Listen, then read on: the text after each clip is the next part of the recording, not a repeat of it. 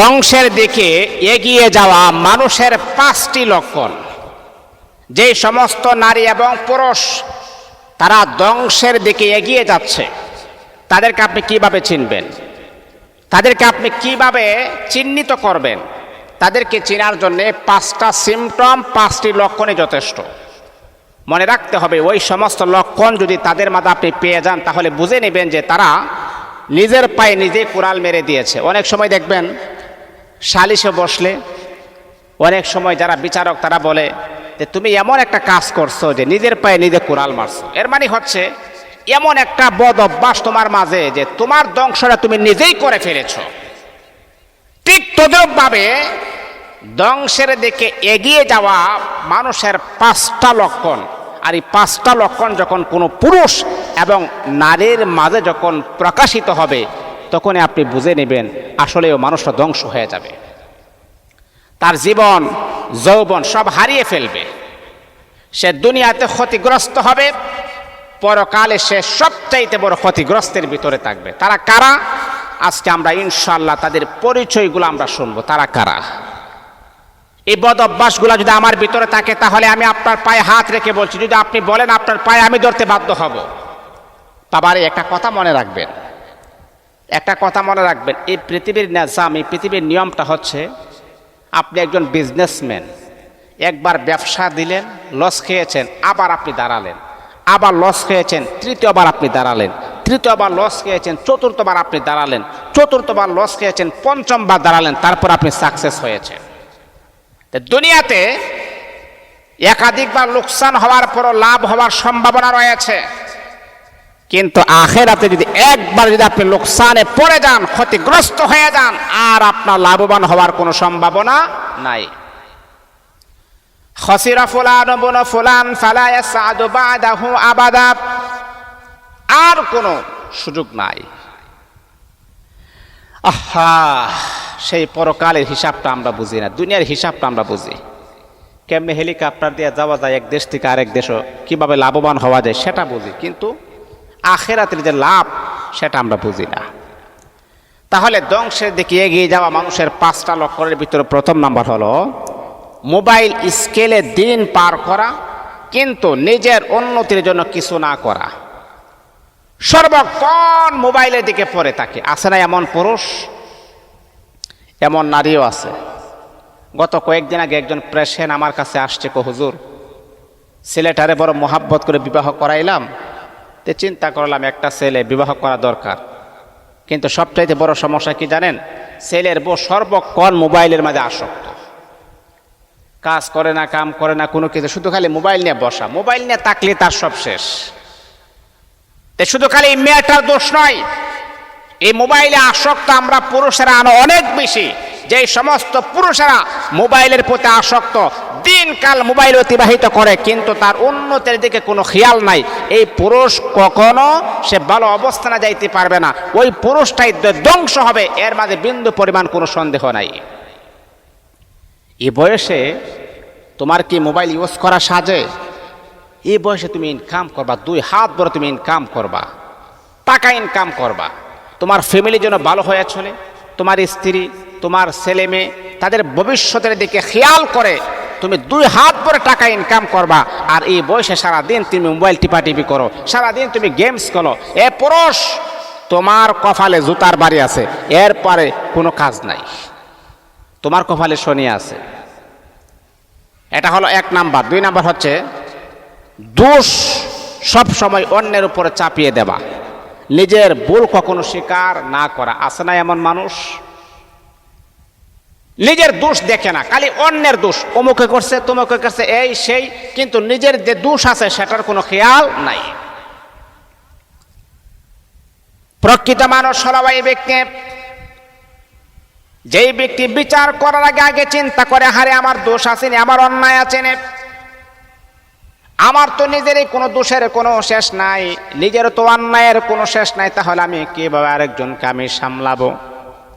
কিন্তু আমরা হলো এমন তবিয়তের মানুষ, নিজের গায়ে হাজার হাজার দোষ থাকার পর অন্যকে দোষারোপ করতে পছন্দ করি। নিজের গায়ে হাজার হাজার দোষ আছে, কিন্তু তারপরও অন্যকে দোষারোপ করতে আমরা পছন্দ করি। নিজের দোষটা আমরা কখনো স্বীকার করি না। ভাই আপনার ভুল হয়েছে, ভুলটা আপনি বলেন না যে আমার, হ্যাঁ এই ভুলটা আমার হয়েছে।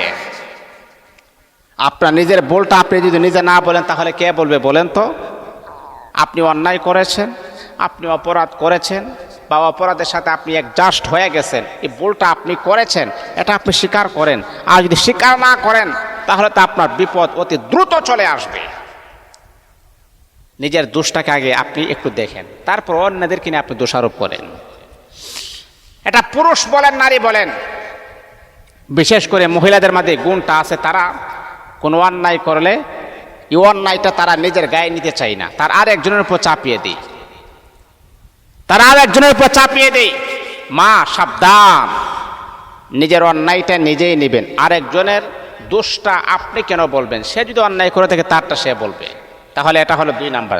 3 নাম্বার হচ্ছে অযথা খরচ করা কিন্তু ভবিষ্যতের জন্য কোনো পরিকল্পনা না করা। হ্যাঁ পুরুষ, তোমাকে আমি বলছি, অহেতুকভাবে অনর্থকভাবে আউল ফাউল জায়গাতে তুমি খরচ করো কিন্তু তোমার ভবিষ্যৎ সম্পর্কে কোনো পরিকল্পনা নাই, তাহলে এই পুরুষ নিজের পায়ে নিজে কুড়াল মেরে দিয়েছে। দুনিয়াতে চলতে গেলে অবশ্যই টাকা পয়সার প্রয়োজন আছে, টাকা পয়সার দরকার আছে। মনে করেন আপনার ইনকাম সোর্স হচ্ছে প্রতি মাসে আপনি 30,000 টাকা ইনকাম করেন, এখন যদি আপনি 40,000 টাকা খরচ করেন, এইভাবে যদি আপনি সংসার চালান বা নিজেও চলেন, তাহলে মনে রাখতে হবে আপনার কপালে জুতার বাড়ি ছাড়া দ্বিতীয় কিছু হতে পারে না। আরে আপনি কিভাবে সামনের দিকে অগ্রসর হবেন? আপনার ইনকাম সোর্স হলো 30,000 টাকা, প্রয়োজন আপনি 10,000 টাকা খরচ করবেন আর 20,000 টাকা আপনি তৈরি ফেলবেন, তাহলে আপনার ভবিষ্যৎটা উজ্জ্বল হবে, সুন্দর হবে। কারণ এই দিকে অবশ্যই আমাদেরকে খেয়াল রাখতে হবে, দুনিয়াও আমার লাগবে, আখেরাতও আমার লাগবে। আপনি বুড়া বয়সে আপনি অসুস্থ হয়ে গেছেন, এখন ইনকাম সোর্সও বন্ধ, তাহলে কি করবেন? এই জমানো টাকা দিয়ে আপনি চিকিৎসা করতে পারেন।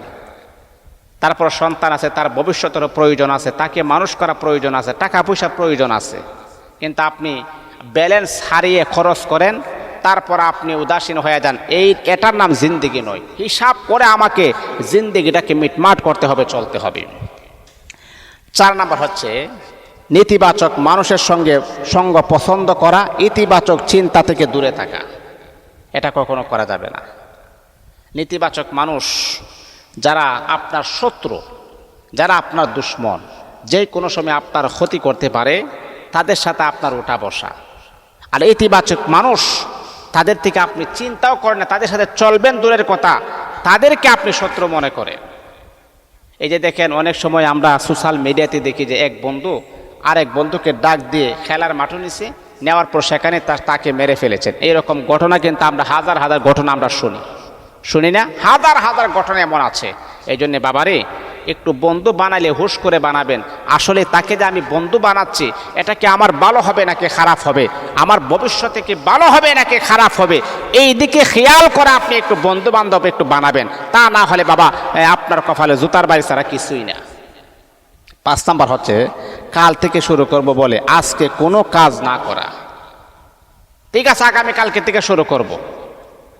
আরে ভাই, আগামীকালকে থেকে শুরু করবেন মানে, আর আজকে কি করবেন? আজকে সারাদিন ঘুমাবেন আপনি?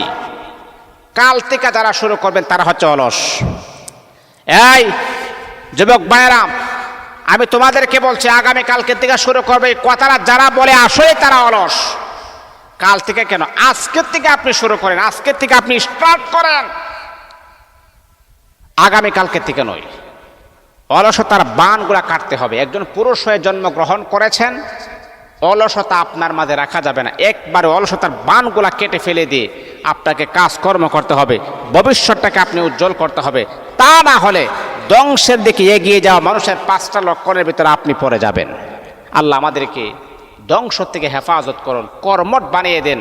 আল্লাহ আমাদের দুনিয়া এবং আখেরাতকে সুন্দর করে দেন। আল্লাহ আমাদের সবাইকে কবুল করুন।